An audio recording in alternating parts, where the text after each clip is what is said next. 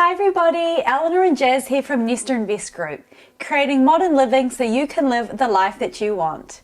And you're watching Hot Property Q&A sessions, questions asked by you, answered by us, so you can gain more knowledge and insight all about the property world and beyond.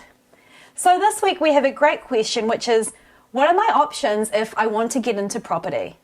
Now, if you've done goal setting, if you watched our video the other week, and one of your goals was, I want to buy property, then this is going to be a great question for you to think about, because there are quite a few areas within property that you can decide to go down.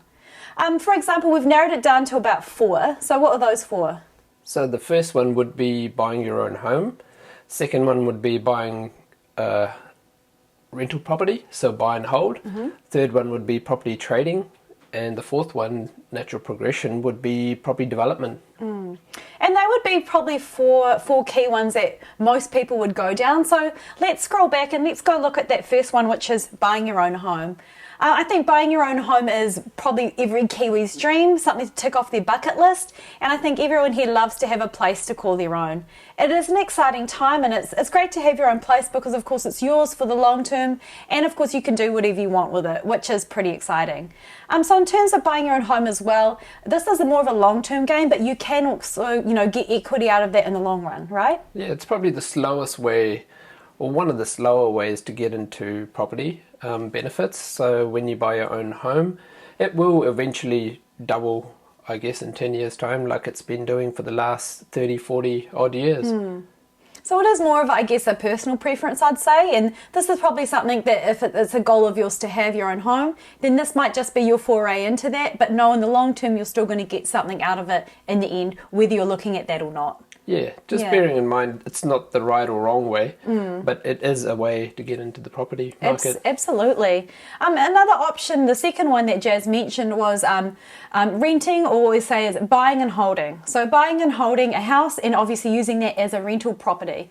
So can we talk about that? What are some benefits around that as an option in property? So benefits are, I guess, the rent that's coming in, that's getting paid by someone else. So when someone pays you rent, that goes towards your mortgage. Yeah. So I guess that's a benefit. And still, capital gain. Yeah, you're still building up that capital gain and equity. Yeah, property, again, your rental property will double over 20 years. You can do a lot of things with rental property. You can either buy a do-up property, I guess, that would be one option. Even buying a off-the-plan property that doubles every 10 years. So yeah, that's one of the better options. And that's, I guess, an option looking at if down the path you do want a bit more of a foray into the property world again. Yeah.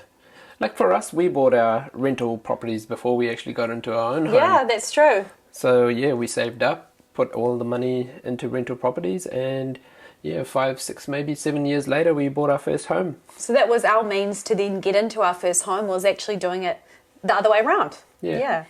There's another option that, some people do know about, but it does have a different term, which is property trading.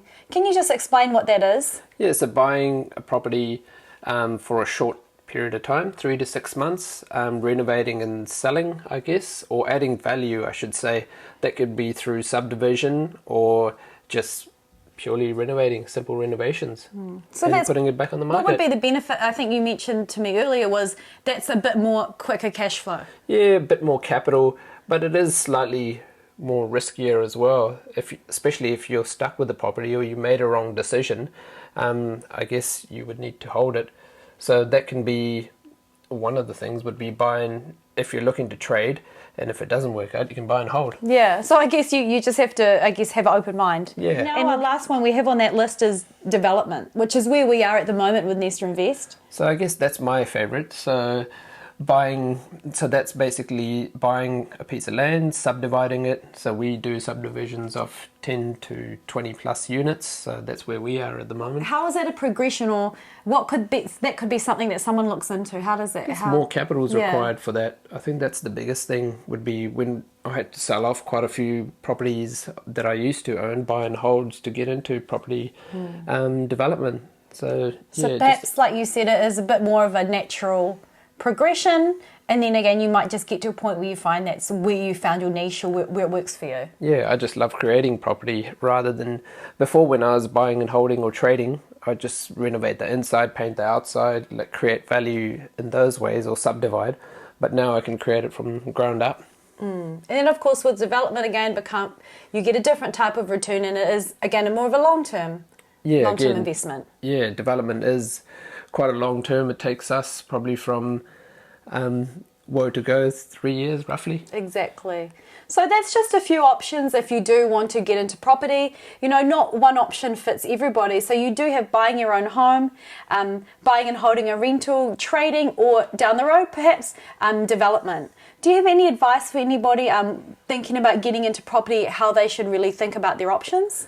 I guess the first one would be just making sure, sort of decide where you want to be, what your personal preference is, whether you want to buy your own home and then create value that way, or you want to get into buying and holding, or you want to build more capital first through property trading. So that's just a few options to get you thinking about where you might want to go in the property world. Now, if you have any questions or thoughts around this, do let us know. We'd love to hear from you. We're on all social media at Nesta Invest, or of course on our website as well. So do hit us up, especially if you want to ask any more questions. We'd love to answer them. Thanks again for watching, and we will see you again next time. Bye. Bye.